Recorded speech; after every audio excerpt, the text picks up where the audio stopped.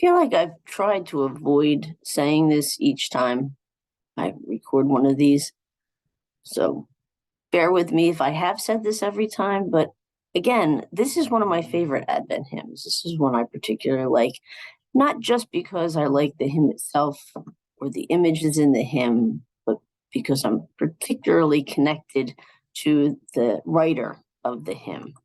This one is attributed to Saint Ambrose, who was the bishop of Milan, who died in about 397. So he was in the 4th century for all of his life and his ministry.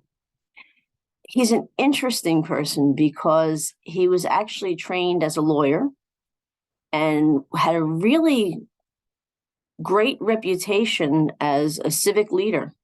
He was well known in the political community in the area in northern Italy.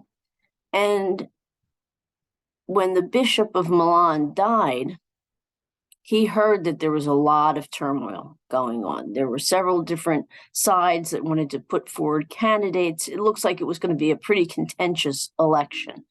And so Ambrose went down to the equivalent of the town square in order to try to rationalize with people and reason with them. So he was in the middle of a speech, and someone in the crowd yelled, "Ambrose for bishop." And he continued to speak, and someone else yelled, and in a little while, the entire crowd was chanting Ambrose for bishop. Now, it was a good choice on the part of the crowd, but there was a little bit of a problem. See, Ambrose wasn't a priest who could be consecrated to being bishop. He wasn't a deacon. He wasn't even a Christian. He had never been baptized. So as he tried to protest this, the leadership said to him, "That's not going to be a problem." And in 8 days, he was baptized and confirmed, ordained as a deacon and then a priest, and consecrated as a bishop, and then sent back to Milan in order to do the work.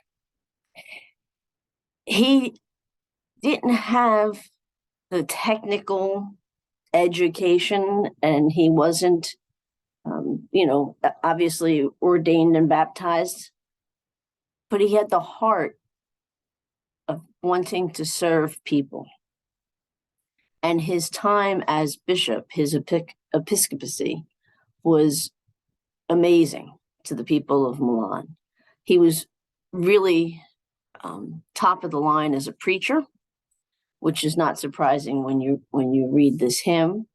He was very involved in uprooting and ridding the church of heresies. So he was in the middle of a lot of debates and discussions about that. But for our purposes today, the most important element of Ambrose's ministry was his work in metrical and antiphonal singing, which is an example of this is this hymn that we're going to read through today. Also, just as a side note, his most famous disciple was St. Augustine. He converted Augustine to Christianity and had the most influence on him. So that's another element of Ambrose. So let's take a minute and settle down into our seats a little bit. Take a deep breath. Ignore the fact that my cat is probably meowing in the background and you might hear her. But it's all right, she can wait.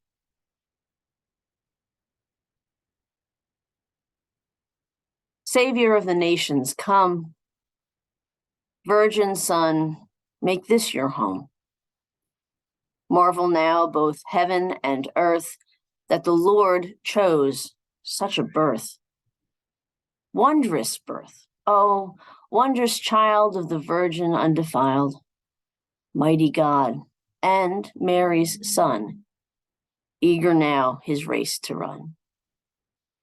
Thus on earth, the Word appeared, gracing his created spheres. Hence to death and hell descends, then the heavenly throne ascends. Come, O Father's saving Son, who o'er sin the victory won. Boundless shall your kingdom be, grant that we in glories see. Now, I only have 2 questions for you today because they're a little bit more involved. The first one is that noting that this hymn brings up the uniqueness of the incarnation as part of our Advent time. How does it feel to contemplate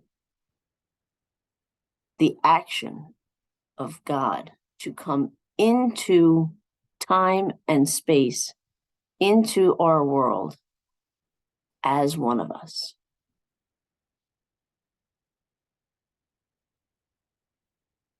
And the second question I have for you, which might be a little bit more involved, is go on your computer and Google Ambrosian chant. This is the chant that was created by St. Ambrose. And listen to a little bit of it. What type of feelings does this particular style of music stir up in you? And how does it help to contribute to your Advent season? And so, once again, come up to our end of our time again today. It's good to be with you. And I'll see you again tomorrow. Until then, take care and God bless.